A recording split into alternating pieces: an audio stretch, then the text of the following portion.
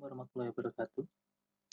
Pada pertemuan keempat mata kuliah Sistematika Tumbuhan Tingkat Tinggi hari ini kita akan melanjutkan pembahasan mengenai fitografi batang dan nanti akan dilanjutkan ke fitografi daun. Pada pertemuan sebelumnya sudah kita bahas mengenai bermacam-macam tipe pertumbuhan pada batang dan cabang. Nah, pada pertemuan kali ini kita akan lanjutkan mengenai arsitektur pohon. Model arsitektur pohon di sini didefinisikan sebagai suatu bangun dari pohon yang merupakan hasil dari pertumbuhan meristematik pohon yang dikontrol secara morfogenetik. Morfogenetik ini sendiri adalah pertumbuhan meristematik yang dipengaruhi oleh morfologi, khususnya pada pertumbuhan batang, pada percabangan, dan pembentukan pucuk terminal. Nah, dalam pembahasan selanjutnya nanti harus dipahami terlebih dahulu mengenai beberapa istilah yang nanti akan sering kalian temukan dalam penentuan suatu arsitektur pohon. Dalam pengamatan morfologi pohon itu sendiri, ada 4 poin yang harus kalian amati karakteristiknya. Yang pertama, pada bagian batang, kemudian bagaimana percabangannya, kemudian bagaimana susunan daunnya, dan terakhir adalah bagaimana kemunculan bunganya. Untuk batang, beberapa istilah yang harus kalian pahami. Yang pertama adalah batang monopodial, di mana kenampakan batang pokok hanya tampak satu batang utama. Simpodial, batang pokok tampak lebih dari satu. Jadi ukuran batang terbesar itu biasanya pada bagian bawah pohon. Kemudian setelah cabangan pertama, kedua, dan selanjutnya, mulai tidak lagi bisa dibedakan mana batang utamanya. Pertumbuhan menerus atau continuous, artinya batang tumbuh terus-menerus tanpa adanya perioditas pemanjangan. Sebaliknya, untuk pertumbuhan ritmik, batang memiliki perioditas pemanjangan. Titik tumbuh apikal terbatas jika pertumbuhan terhenti setelah masuk ke fase generatif atau masuk ke masa perbungaan. Sebaliknya, titik tumbuh apikal tidak terbatas jika batang dapat tetap tumbuh setelah berbunga. Karakter yang kedua, karakter cabang. Dikatakan cabang ortotropik jika arah tumbuh cabang menuju ke atas. Bagian kuncup cabang tampak menghadap ke atas. Plagiotropik jika arah tumbuh cabang ke samping. Kuncup cabang menghadap ke samping atau terkulai ke bawah.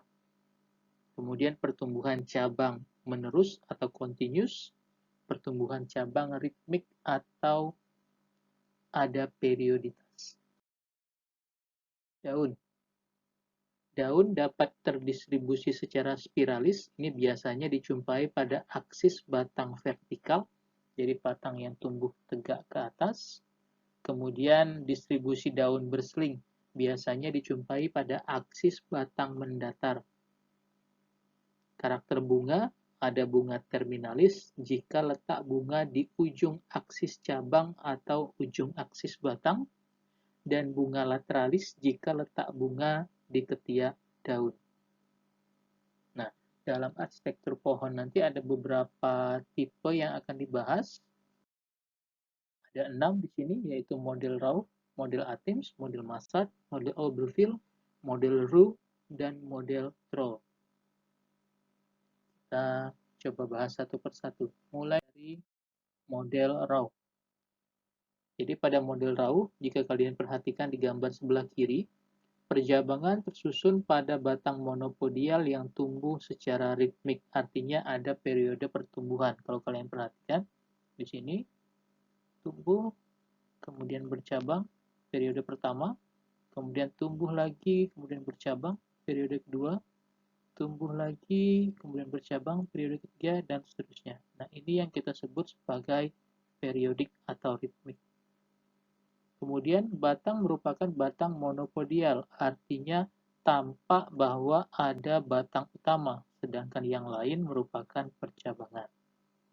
Biasanya kanopi dari pepohonan itu berbentuk seperti vas, artinya bagian bawah mengecil, kemudian bagian makin ke atas makin membesar, dan selanjutnya kembali mengecil pada pucuk pohonan itu. Bunga selalu muncul pada bagian lateral, artinya bunga muncul di ketiak daun, jadi bukan di ujung cabang atau bukan di ujung batang. Contoh pepohonan yang memiliki model raung misalnya adalah Pinus mercusi, kemudian Artocarpus heterophyllus, pohon nangka, atau Artocarpus communis atau pohon sukun. Jika kalian perhatikan pada gambar di sebelah kanan ini, tampak sekali bahwa ada pertumbuhan monopodial ritmik. Ini batang utamanya, kemudian secara ritmik membentuk cabangan. Ya, cabangan. Kemudian perbungaan, kalau kalian perhatikan, selalu berada di area ketiak daun, bukan di ujung daun. Bukan di ujung cabang atau bukan di ujung titik tumbuhnya. Yang kedua, model atims. Hampir sama seperti model rau, tapi yang membedakan di sini adalah cabang tumbuh terus-menerus atau continuous. Jadi kalau kalian perhatikan, tumbuh terus-menerus, kemudian selalu bercabang, ya, tidak ada ritme periodik. Kemudian dari cabang dapat tumbuh cabang lagi.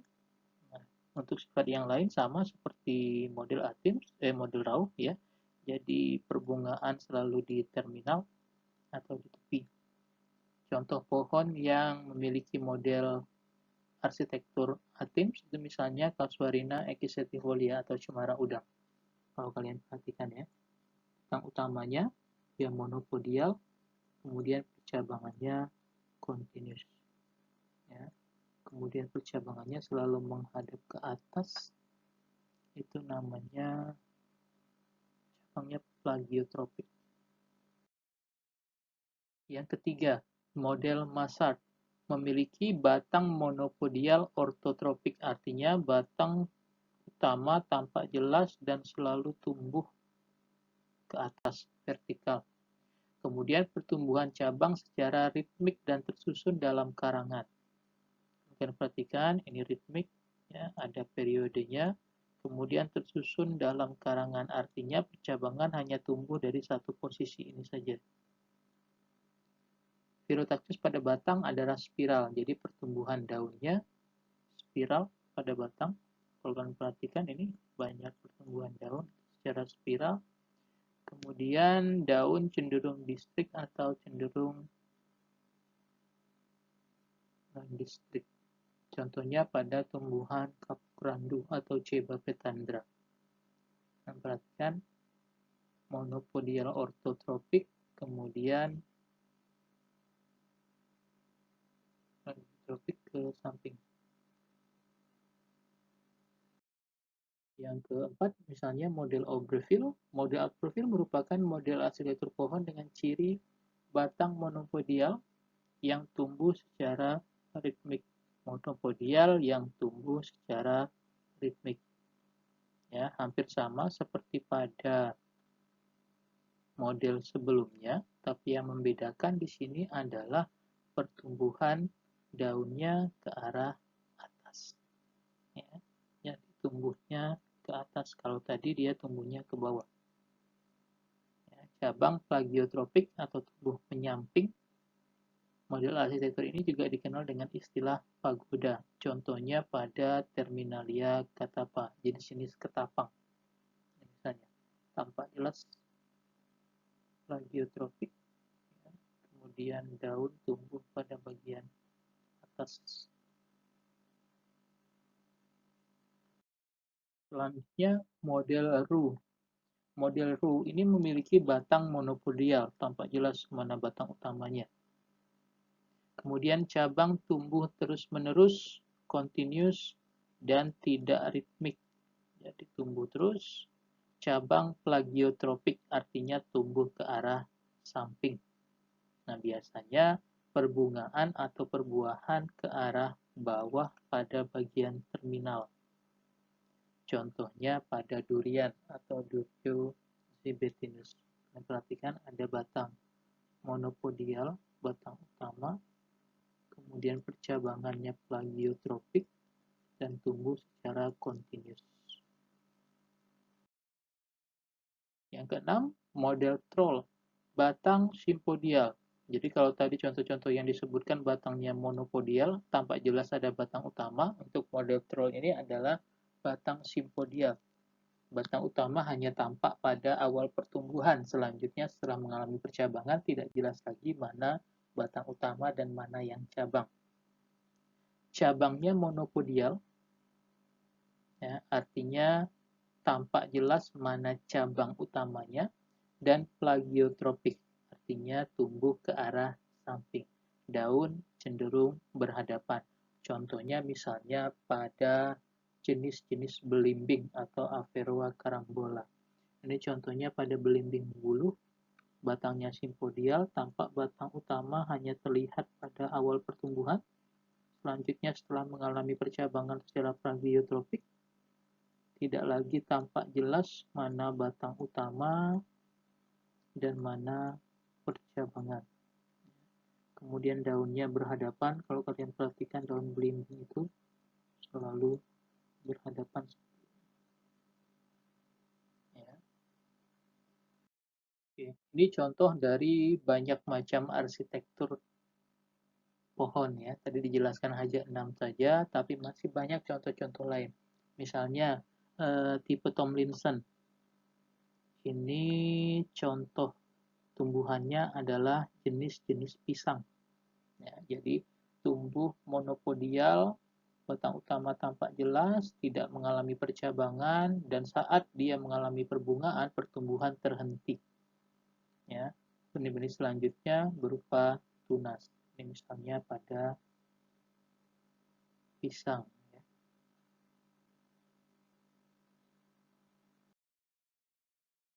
Selanjutnya, pertanyaan 1.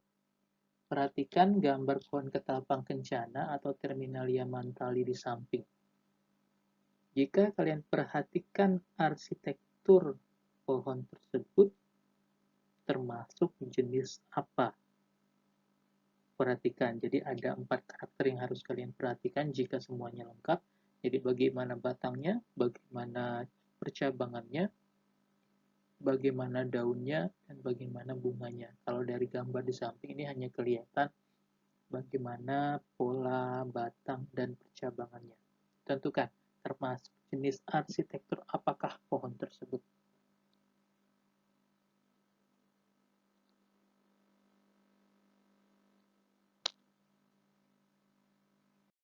Oke, kita lanjutkan. Yang berikutnya adalah daun. Daun didefinisikan sebagai salah satu organ yang berfungsi dalam proses fotosintesis dan pertukaran zat. Daun menyerap energi cahaya dan karbon dioksida, sedangkan air diserap melalui akar. Sisa respirasi dan fotosintesis kemudian dilepaskan melalui daun pula, misalnya dalam proses yang kita sebut sebagai transpirasi. Pada umumnya daun berbentuk pipih, melebar atau meluas dan berwarna hijau. Fungsi daun untuk reabsorpsi, pengambilan zat-zat makanan dalam bentuk gas CO2. Asimilasi, pengolahan zat-zat makanan dalam proses fotosintesis. Kemudian transpirasi, penguapan air yang kita tahu berperan dalam proses pengangkutan air dari tanah ke akar menuju daun. Kemudian respirasi, pernafasan atau pembentukan energi. Tempat terjadinya gutasi, pengeluaran air dalam bentuk cairan. Kemudian daun juga dapat berfungsi sebagai alat perkembangbiakan vegetatif. Contohnya pada tumbuhan cocor bebek ya. Nah, berdasarkan bagian-bagiannya, daun dapat dibagi menjadi 2 kelompok. Ada daun lengkap dan daun tidak lengkap. Nah, daun lengkap jika daun tersebut mempunyai bagian-bagian yang lengkap, yaitu ada bagian upih daun atau pelepah daun, ada bagian tangkai daun atau petiolus, dan ada bagian helaian daun atau lamina. Ini misalnya contoh daun lengkap pada pisang atau Musa paradisiaca. Ada bagian tangkai, yang langsung bertemu dengan batang, kemudian pelepah, dan helaian daunnya. Sebaliknya, daun tidak lengkap jika tidak memiliki satu atau dua bagian dari daun lengkap. Bisa dibagi menjadi 4 di sini. Yang pertama, jika daun tersebut hanya terdiri atas tangkai dan helaian saja, jadi tidak ada pelepah, disebut daun bertangkai. Misalnya, daun pada nangka. Yang kedua, daun yang hanya terdiri dari pelepah atau upih dan helaian daun saja, disebut daun berupih atau daun berpelepah, misalnya pada daun jagung. Yang ketiga, daun hanya terdiri dari helaian saja, tanpa upih dan tangkai, sehingga helaian langsung melekat pada batang. Ini dinamakan daun duduk atau sesilis, misalnya pada daun biduri. Yang keempat, daun hanya terdiri dari tangkai saja. Biasanya tangkai menjadi pipih sehingga menyerupai helaian daun. Helaian daun ini disebut sebagai daun palsu atau semu, dinamakan Phyllodia. Contohnya daun pada akasia. Contoh misalnya, nah ini daun yang hanya terdiri dari tangkai dan helaian daun saja. Yang kedua, ini yang hanya terdiri dari pelepah, pih bagian sini, dan helaian tanpa tangkai. Ini daun yang tanpa tangkai dan upih, jadi daun langsung melekat pada cabangan. Ya, tidak ada tangkai. Kemudian ini yang daun hanya terdiri dari batang tangkai saja, tanpa helaian dan tanpa upih pada akasia. Sekarang kita perjelas mengenai bagian-bagian daun. Yang pertama, upih daun atau pelepah daun. Ini pada umumnya didapati pada tumbuhan yang tergolong dalam tumbuhan berbiji tunggal atau jenis monokotil. Misalnya pada jagung. Upih daun juga mempunyai fungsi sebagai pelindung kuncup yang masih muda, seperti pada tanaman tebu misalnya. Kuncupnya selalu dilindungi oleh upih kalau kalian perhatikan tanaman tebu. Kemudian fungsinya juga memberi kekuatan pada batang tanaman. Ini misalnya upih. Ini bagian upihnya, dan ini adalah bagian helaian daunnya. Ini area upih dari daun jagung.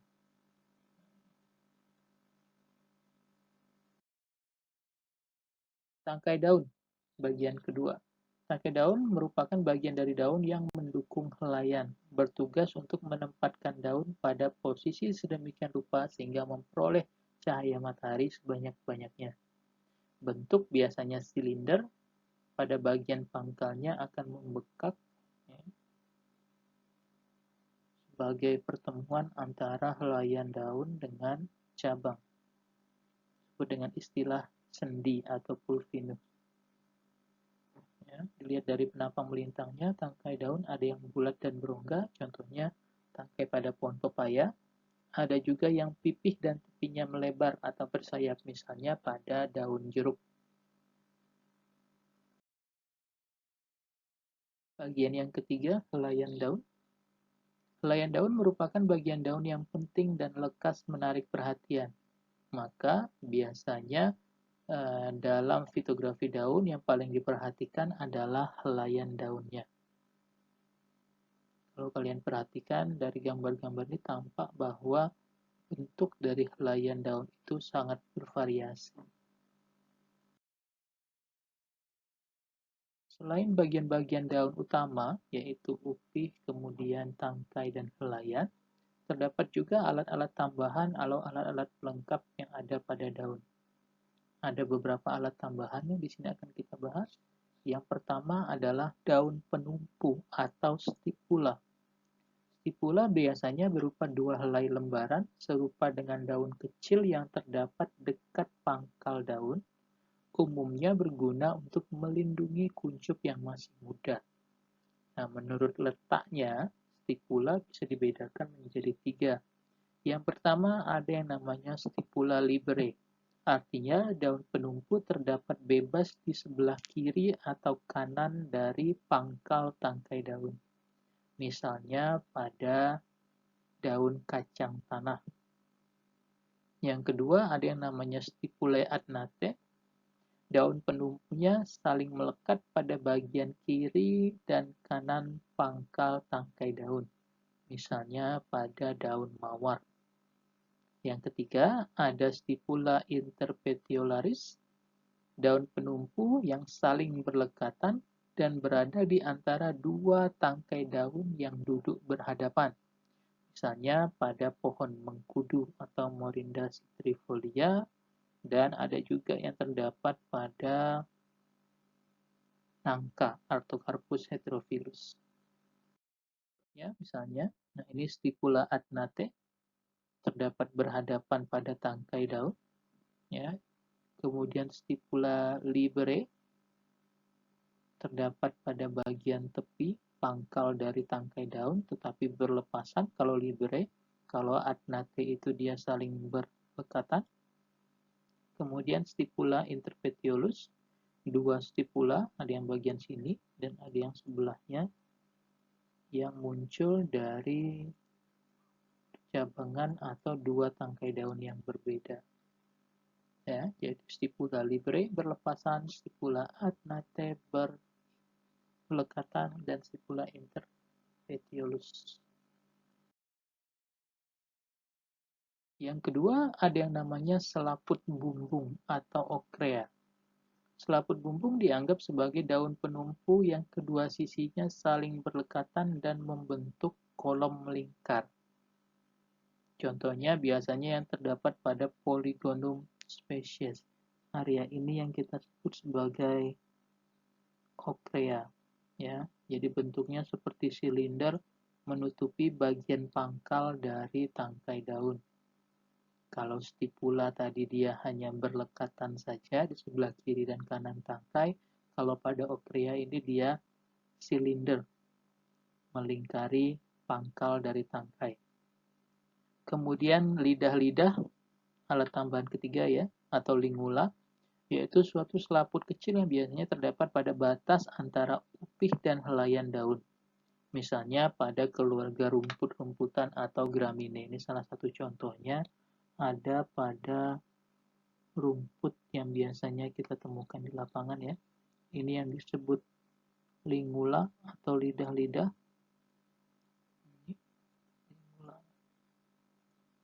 Ya, pertemuan antara upih dan helaian daun.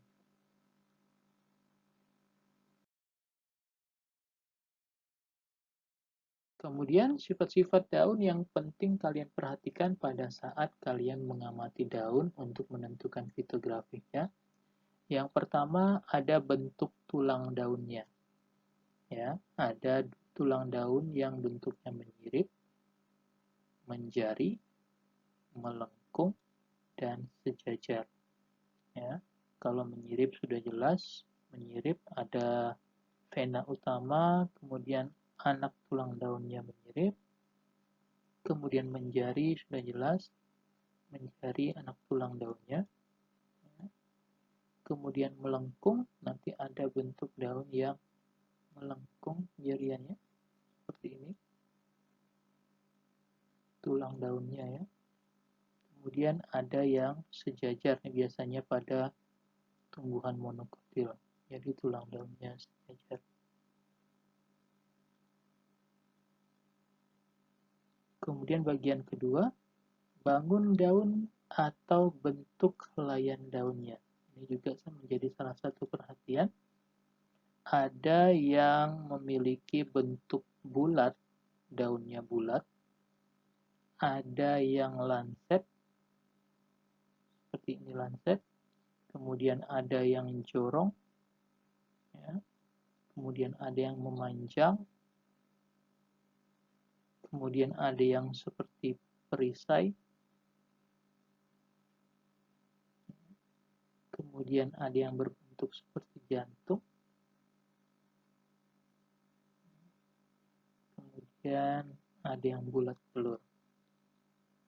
Kemudian bagian tepi daun, ada yang bergerigi, ada yang beringgit, ada yang berombak, ada yang bergiri, dan ada yang rata. Yang keempat, bentuk ujung daunnya. Ada yang runcing, meruncing, tumpul, bulat, terbelah, atau berduri. Yang kelima, bentuk pangkal daunnya. Ada yang runcing, meruncing, tumpul, membulat, rata, dan berlekuk. Daging daun, ada yang membranaceous, bermembran, papiraceous, seperti kertas, herbaceous, berdaging, dan carnaceous. Kemudian bagian permukaannya ada yang licin, kasar, berkerut, berbulu, dan bersisik. Ini misalnya beberapa bentuk atau bangun dari daun. Ini yang menjari pertulangannya, ini yang pertulangannya paralel, ini yang pertulangannya menyirip. Kemudian ini bentuk daunnya linier, memanjang, obovat itu melengkung, membulat, kemudian ovat bulat telur, kemudian menjari, dan sebagainya. Ini yang seperti perisai.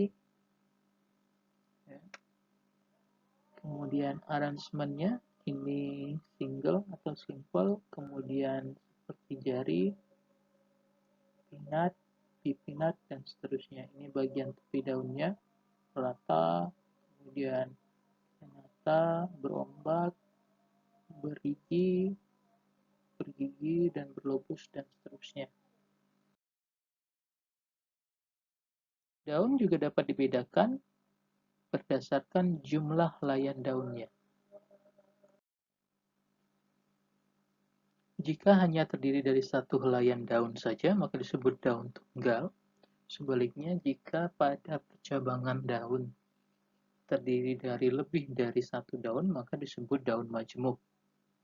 Pada daun majemuk terdapat bagian-bagian seperti ibu tangkai daun, tangkai anak daun, dan anak daun. Warna daun. Daun biasanya berwarna hijau, tetapi tidak jarang pula kita jumpai daun yang warnanya tidak hijau.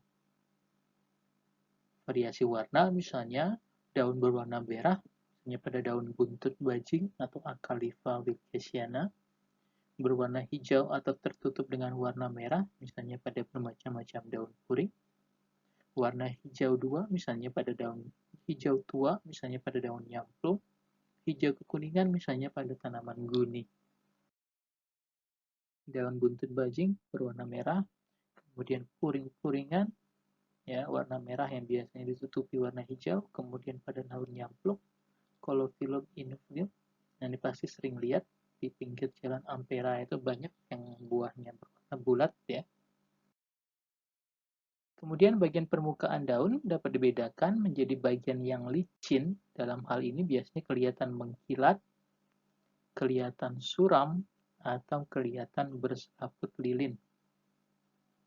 Ya, kemudian gundul, misalnya pada daun jambu air, kasap atau kesat ya, kasar, misalnya pada daun jati, kemudian berkerut, misalnya pada daun jambu biji, berbingkul atau bulatus, misalnya pada daun air mata pengantin, Antigonon leptopus, berbulu, misalnya pada daun tembakau, Quintiana tabacum, serta bersisik, misalnya pada bagian bawah dari daun durian.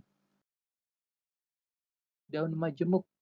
Daun majemuk adalah daun yang mempunyai tangkai yang bercabang-cabang. Pada cabang tangkai ini terdapat helaian daunnya, sehingga pada satu tangkai terdapat lebih dari satu helaian daun.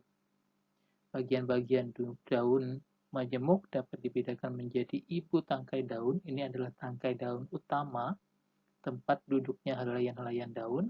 Kemudian tangkai anak daun, petiololus, yaitu cabang-cabang yang mendukung anak daun. Kemudian anak daunnya itu sendiri, yaitu suatu daun majemuk yang lazimnya mempunyai tangkai yang pendek saja atau hampir duduk pada ibu tangkai. Ini contohnya misalnya bagian-bagian pada daun majemuk. Ini daun tunggal, ya. Tangkai daun langsung duduk ke cabang. Ini diperhatikan dengan adanya pada bagian buku-buku. Di sini biasanya ada daun penumpu atau stipula. Ini daun majemuk, ya, sama percabangan muncul dari tangkai daun utama muncul dari percabangan. Nah, area ini yang kita sebut sebagai ibu tangkai daun, ya. Kemudian area ini adalah tangkai anak daun, kemudian bagian anak daun atau helaian daunnya.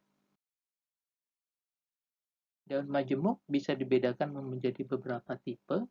Yang pertama adalah daun majemuk menyirip atau pinnatus. Daun majemuk menyirip ialah daun majemuk yang anak daunnya terdapat di kanan kiri ibu tangkai daun.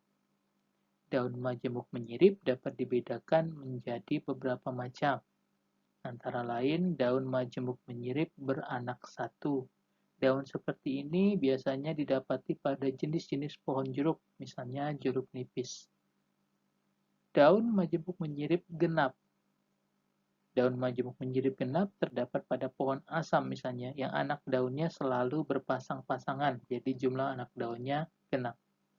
Kemudian daun majemuk menyirip gasal, misalnya pada pacar air atau pacar Cina ya, dan mawar. Artinya selalu berjumlah ganjil. Nah, misalnya daun majemuk ini pada daun jeruk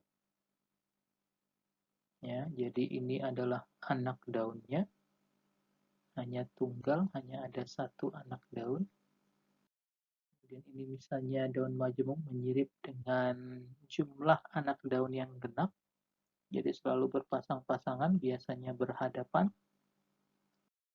Ini contohnya pada mawar, daun majemuk menyirip gasal. Ya, jadi ada 3 anak daun pada satu helaian daun. Yang kedua, daun majemuk menjari. Daun majemuk menjari adalah daun majemuk yang semua anak daunnya tersusun memencar pada ujung ibu tangkai, seperti letaknya jari-jari pada tangan. Jadi, ada tangkai daun, kemudian anak-anak tangkainya menjari memencar dari ujung ibu tangkai daun. Berdasarkan jumlah anaknya, daun majemuk menjari dapat dibedakan menjadi beranak dua atau bifoliatus. Pada ujung ibu tangkai terdapat 2 anak daun, misalnya pada daun nam-nam, Cynometra cauliflora. Beranak daun 3, misalnya trifoliolatus. Pada ujung ibu tangkai terdapat 3 anak daun, misalnya pada pohon para, Hevera brasiliensis. Ya, catatan, daun majemuk yang beranak 3 dapat pula kita jumpai pada daun majemuk yang menyirip, misalnya pada kacang panjang atau Vigna sinensis. Tapi dia daun majemuknya menyirip, yang gasal tadi. Ini contoh misalnya daun nam-nam yang memiliki 2 anak daun yang menyirip. Jadi, satu tangkai daun, itu ibu tangkai, kemudian menjadi 2 anak daun, bifoliolatus. Kemudian yang beranak daun 3, ini misalnya pada pohon karet, ya, daun pohon karet. Jadi ada tangkai daun, kemudian menjadi 3 anak daun. Ini misalnya yang beranak daun 5, Quenque foliolatus, pada ujungnya terdapat 5. Beranak daun 7, Septem foliolatus, ada 7 anak daun, misalnya pada kapok, ya, yang beranak 5. Ya, dan ini tidak tampak jelas ada tangkai anak daun. Ya, ini kemudian pada daun kapok randu, ini yang beranak 7.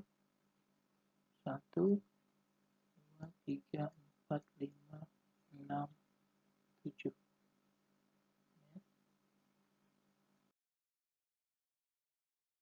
Kemudian yang ketiga, daun majemuk bangun kaki atau pedatus. Daun ini mempunyai susunan seperti daun majemuk menjari. Jadi seperti daun majemuk menjari, ya. Tetapi anak daun ada yang tidak duduk pada ibu tangkai daun, melainkan pada tangkai anak daun di sampingnya. Misalnya terdapat pada Arisema filiforme, ini dari keluarga Araceae. Jadi kalau pada normalnya daun majemuk menjari seperti ini ya. Jadi semua tangkai anak daun duduk pada ibu tangkai daun. Tapi kalau pada daun majemuk bangun kaki, misalnya ada anak daun yang duduk pada tangkai anak daun. Ya, seperti ini. Ini misalnya. Ini tangkai daun utama. Ini ibu tangkai daunnya. Kemudian bercabang menjadi anak tangkai daun. Terus dari anak tangkai daun ini tumbuh percabangan lagi. Ya, seperti ini. Nah, ini yang namanya daun majemuk bangun kaki. Yang keempat, daun majemuk campuran, Digitatopinatus. Artinya, daun majemuk campuran ini adalah daun majemuk ganda yang mempunyai cabang-cabang ibu tangkai yang memancar seperti jari, tapi terdapat pula daun-daun majemuk yang menyirip. Contohnya pada daun putri malu, Mimosa pudica L. Ya, jadi kalau kalian perhatikan, ini dia merupakan daun majemuk menjari, ya, menjari seperti ini, berasal dari satu titik di ibu tangkai daun, tetapi pada penjarian ini timbul lagi daun yang menyirip. Nah, seperti ini yang dikatakan daun majemuk campuran. Nah, pertanyaan kedua sekarang.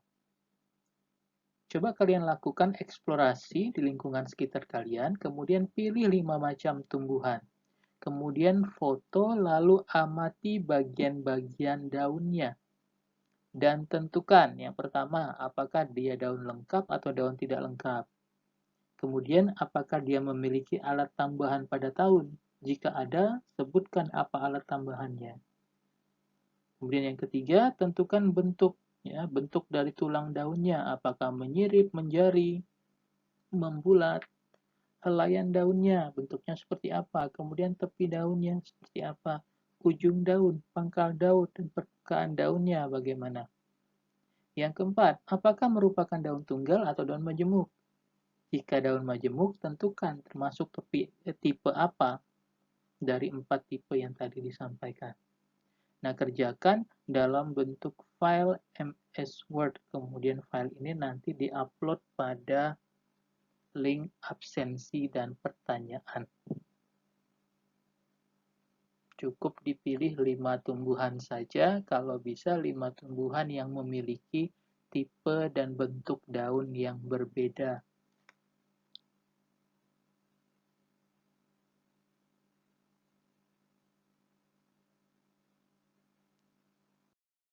Oke, kita lanjutkan. Sekarang tata letak daun atau filotaksis. Tata letak daun dapat dibagi menjadi 3. Yang pertama, daun tersebar. Jadi pada tiap buku batang hanya terdapat 1 daun. Misalnya seperti ini. Jadi daunnya tersebar. Pada 1 buku batang hanya terdapat 1 daun. Kemudian yang kedua, berhadapan atau bersilang. Jika pada tiap buku batang terdapat 2 daun yang berhadapan. Contohnya misalnya daun yang berhadapan seperti ini. Ya. Kemudian berkarang. Jika pada tiap buku terdapat lebih dari 2 daun. Jadi dia berkarang. Nah, ada banyak daun dari satu posisi buku.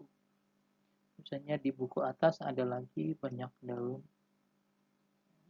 Itu. Jumlah daun bisa 1, bisa 2, bisa lebih dari 2. Ya, ini contohnya misalnya pada bambu, ya, itu biasanya tersebar. Kemudian ini yang biasanya berkarang, ada lebih dari 2 daun, dan seterusnya. Bagian atau skema dan diagram tata letak daun. Nah, untuk memberikan penjelasan mengenai tata letak daun pada batang tanaman, kita harus membuat bagan atau skema letak daunnya. Kemudian membuat diagramnya. Bagan tata letak daun. Pertama kita harus membuat bagannya terlebih dahulu. Batang tumbuhan digambarkan sebagai silinder dan padanya digambar membujur ortostik-ortostiknya sedemikian rupa sehingga pada tiap buku-buku batangnya tampak bagian keluarnya daun. Daun digambar sebagai penampang melintang helaian daun yang kecil. Pada bagan akan terlihat misalnya daun dengan rumus 2/5. Maka daun nomor 1, daun nomor 6, 11, dan seterusnya, atau daun 2, 7, 12, 3, 8, dan seterusnya, akan terletak pada ortostik yang sama. Ortostik itu maksudnya adalah garis membujur yang membagi suatu tanaman secara vertikal. Rumus bagan daun dapat dituliskan sebagai A per B dikali 360 derajat, di mana A itu adalah banyaknya lingkaran spiral mengelilingi batang sampai ke daun yang berada tepat di atasnya. B itu adalah banyaknya daun yang terlibat. Contohnya misalnya bagan daun bentuknya seperti ini. Ini contoh gambar bagan yang duduk daunnya menurut rumus 25. Artinya, untuk mencapai daun yang berada pada tepat di atasnya, misalnya ini daun pertama, dan daun selanjutnya yang berada tepat di atasnya secara vertikal itu adalah 6 daun. Jadi, untuk mencapai daun pada tingkat ortostik di atasnya, pertumbuhan daun melingkari batang sebanyak 2 kali. Ya, makanya rumusnya 2 spiral untuk mencapai daun di atasnya, dan 5 jumlah daun yang terlibat dalam proses pelingkaran ini. Jadi gambarnya, jadi rumus daunnya adalah 2/5. Daun nomor 1, nomor 6, dan nomor 11 akan berada pada ortostik yang sama. Nah, ini ortostik. Jadi 1, 2, 3, 4, 5, 6. Kemudian 7, 8, 9, 10, 11. 12, 13, 14, 15, 16. Ya, dan seterusnya. Ini 2/5. Jika pada daun yang di atasnya memerlukan jumlah yang berbeda, nanti rumusnya akan berubah pula. Kemudian diagram daun. Ini diagram daun menurut rumus 2/5. Jadi kita tahu bahwa untuk mencapai daun yang tepat di atasnya itu adalah ortostiknya yang sama, pertumbuhan daun perlu melingkari batang sebanyak 2 kali. Jadi 2. Kemudian untuk mencapai daun yang berada tepat di atas daun pertama, itu melibatkan 5 daun. Ya, jadi kita buat lingkarannya seperti ini. Kemudian dari titik pertama kita garis ortostiknya karena memerlukan 5 daun, maka batang ini harus dibagi menjadi 5 transek atau 5 bagian untuk menunjukkan bahwa melibatkan 5 daun. Jadi ada daun pertama, kemudian ada daun kedua, ada daun ketiga, ada daun keempat, dan ada daun kelima. Nah, sekarang dalam penggambarannya kenapa tidak dari 1, kemudian di sini 2, kemudian di sini 3, dan seterusnya. Ya. Kenapa harus 1, kemudian loncat, 2, loncat, 3, loncat, 4, loncat, 5. Kita perhatikan angka di depan ini. Bahwa untuk mencapai daun tepat di atasnya, itu pertumbuhan daun memerlukan 2 kali lingkaran. Ya. Perlu 2 kali lingkaran sampai ke daun yang tepat di atasnya. Ya, jadi 1, kemudian 2. Ya, oleh karena itu posisinya seperti ini.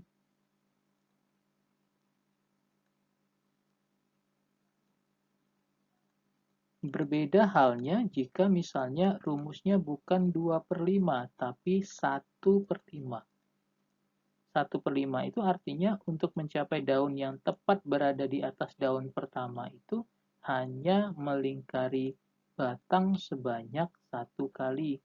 Nah, kalau seperti itu, boleh kuadrannya kita tuliskan sebagai 1, 2, 3, 4, dan 5. Sehingga 1, kemudian 2, kemudian 3, kemudian 4, kemudian 5. Mencapai daun di atasnya daun ke-6, dia hanya memerlukan 1 kali lingkaran.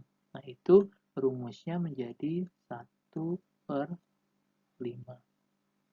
Misalnya bagaimana kalau 3 kali lingkaran? 3/5. Nah, ini harus kita atur kembali. Berarti 1, 2, 3, 4, dan 5. Seperti itu. Ya. Jadi ini nanti sebenarnya kita perlukan ketelitian dalam menggambar diagram daun ini. Kemudian mengenai fitografi akar, batang, dan daun dalam 2 pertemuan. Presensi kehadiran dan jawaban pertanyaan dapat kalian isi melalui Google Form yang sudah saya tuliskan di sini. Pertemuan selanjutnya kita akan membahas mengenai bunga dan buah. Saya tutup. Assalamualaikum warahmatullahi wabarakatuh.